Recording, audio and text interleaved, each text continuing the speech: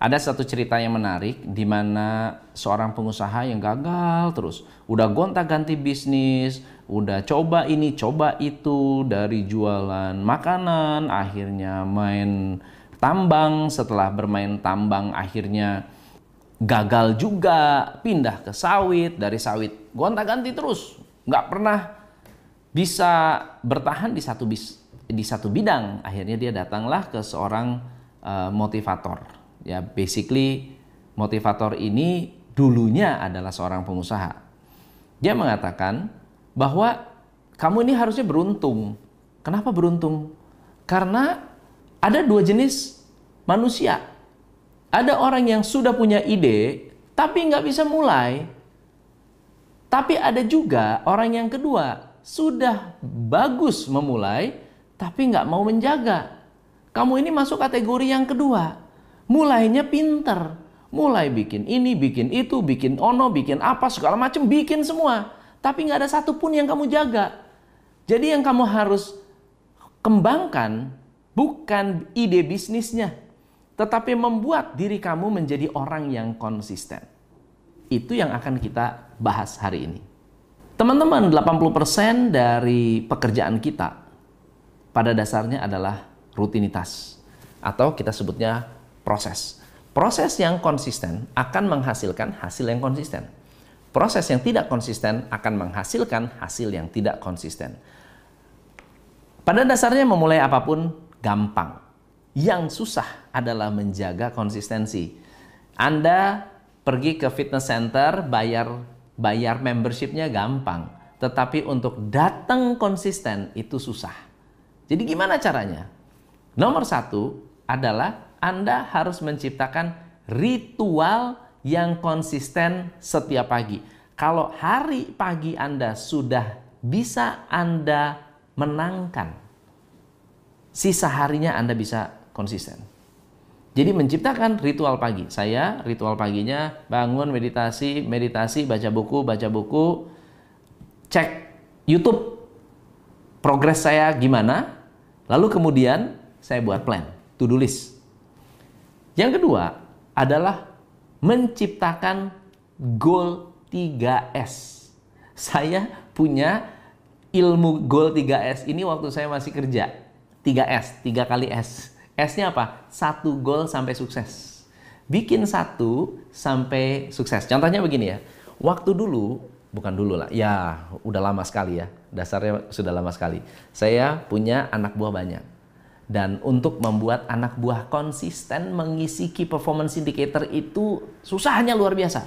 Bikin laporan susahnya luar biasa. Jadi saya bikin goal 3S. 1 goal sampai sukses. Setiap pagi saya fokus ke 1 itu. 1 itu. Sampai itu betul-betul menjadi habit, menjadi sukses. Dan yang menarik adalah karena goal tersebut saya lakukan konsisten, akhirnya membuat anak buah saya tidak ada keraguan untuk konsisten. Karena kebanyakan mereka tidak konsisten karena saya tidak nagih secara konsisten. Kalau saya nagih secara konsisten, mereka mengerjakan secara konsisten. Jadi ingat goal 3S. Ya. Yang ketiga adalah punya filosofi pola pikir. Jadi ternyata konsisten itu membutuhkan sebuah pemikiran mendalam tentang filosofi hidup atau filosofi konsisten. Anda itu menganggap konsisten sebagai sesuatu yang apa?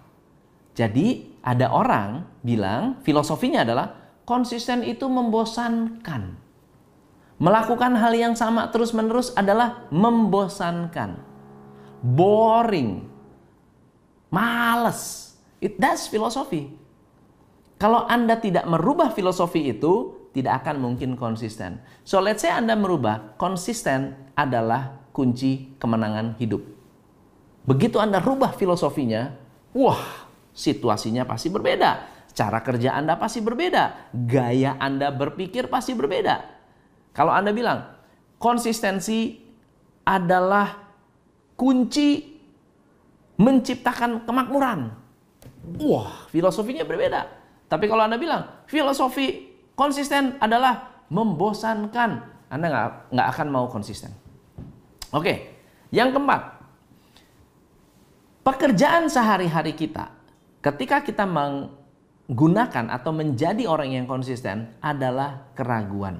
Coba bayangkan ya. Bayangkan, pada suatu hari Anda diminta untuk menulis sebuah artikel atau menulis sebuah buku. Pertama kali saya punya goal bikin buku adalah tahun 2006. Tahun 2006 saya punya goal bikin buku. Targetnya 3 bulan selesai. Yang ada 1 tahun meleset. Tapi tahun 2007 saya bilang, kenapa saya harus gagal? Kenapa saya kok nggak mendapatkan apa yang saya mau? Ternyata banyak keraguan. Setiap kali saya menulis, saya ragu apakah tulisan saya layak untuk dipublish. Apakah saya ragu apakah tulisan ini bakal laku atau enggak. Jadi kerjaan kita sebetulnya membuat diri kita konsisten hanya karena ragu. Tugas Anda adalah melawan keraguan. Nah, yang kelima, efek keraguan adalah kemalasan. Karena ragu jadi malas. Ada seorang kepala Navy SEAL atau seorang trainer Navy SEAL mengatakan bahwa kemenangan pertama bukan kemenangan lawan musuh, tapi kemenangan melawan selimut. Atau dalam arti kemenangan kita lawan selimut itu maksudnya apa sih? Kemenangan melawan kemalasan. Kalau kita bisa melawan kemalasan, kita bisa melawan musuh sekuat apapun. Nah, yang keenam, saya dapat satu pembelajaran yang menarik tentang default diary. Default diary adalah sebuah jam spesifik yang tidak boleh diganggu untuk melakukan hal yang ingin Anda konsistenkan. Misalnya, saya jam 6 pagi konsisten baca buku. Ya udah, jam 6 pagi jangan ngapa-ngapain, baca buku aja. Mau 1 menit, mau 2 menit, mau 3 menit, mau 10 menit. Kalau misalnya Anda lagi nggak mood baca, minimal pegang buku. Kalau udah pegang, minimal Anda iseng buka. Kalau sudah buka, minimal Anda iseng baca. Kalaupun Anda nggak baca semua bukunya, Anda minimum baca judul-judul, headline-headline-nya. Tapi Anda sudah melakukan sesuatu yang fix, yaitu apa? Baca buku. Yang ketujuh adalah kita perlu mengingat kita tidak bisa merubah hari kemarin. Kita tidak bisa mengharapkan perubahan hari esok jika tidak melakukan sesuatu hari ini. Kita tidak bisa merubah hari kemarin. Kita tidak bisa merubah hari esok. Tapi kita bisa menciptakan hari esok dan berhasil melakukan sesuatu hari ini. Jadi fokus kita jangan lama-lama, jangan jauh-jauh, jangan lama ke belakang, jangan lama ke depan. Hari ini dulu. Ya, istilahnya the power of now. Yang kedelapan, Anda harus menciptakan consistently improve, atau bahasa Jepang itu kaizen, continuous improvement habit. Kalau hari ini saya melakukan kesalahan, besok harus saya perbaiki. Besok lebih baik dari hari ini. Lusa harus lebih baik dari besok. Nah, nomor 9 adalah melihat kemajuan Anda bukan hari ini, tapi jangka panjang. Kalau Anda hari ini ke gym, Anda angkat 1 kali angkatan. Nggak mungkin besok langsung gede. Leadership itu bukan karena Anda melakukan satu hal lalu Anda dianggap jadi leader. Begitu Anda dapat surat pengangkatan, Anda langsung jadi leader. Bukan. Ya, kalau saya tanya, apa yang membuat Anda menjadi seorang leader yang hebat? Nggak bisa karena satu hal. Pasti karena banyak hal kecil yang Anda lakukan yang membuat Anda menjadi leader. Masuk akal nggak? Kalau misalnya Anda melakukan banyak hal kecil jadi leader, lalu kemudian Anda menganggap bahwa hanya melakukan satu hal aja langsung sukses, Anda akan kecewa. Jadi jangan lihat kemajuan itu di jangka pendek, langsung lihatnya jangka panjang. Pokoknya saya konsisten aja lah. Konsisten menjaga tim saya, konsisten memastikan tim saya menjalankan pekerjaannya, konsisten, datang tepat waktu, konsisten aja. Itu akan membentuk sebuah leadership. Nah, yang ke-10 adalah setia dengan hal-hal kecil. Saya senang kata-kata Mother Teresa. Dia mengatakan, be faithful in small things because it is in them that your strength lies.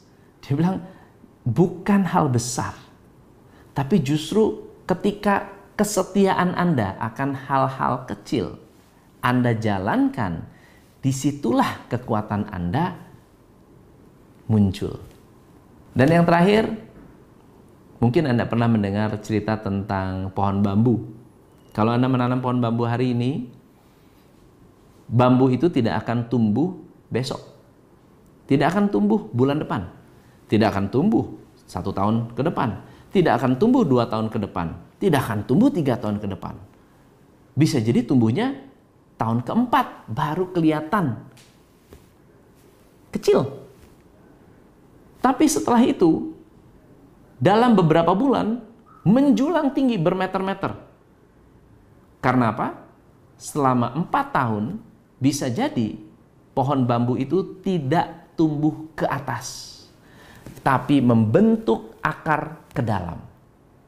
Bisa jadi hari ini Anda konsisten, Anda nggak melihat kemajuan sama sekali. Tapi jangan berpikir bahwa Anda tidak ada kemajuan. Bisa jadi Anda sedang membentuk akar ke dalam, yang akhirnya membuat Anda menjadi orang yang kuat. Begitu akar terbentuk ke dalam, dan Anda muncul bibitnya, pertumbuhan Anda unlimited, unstoppable.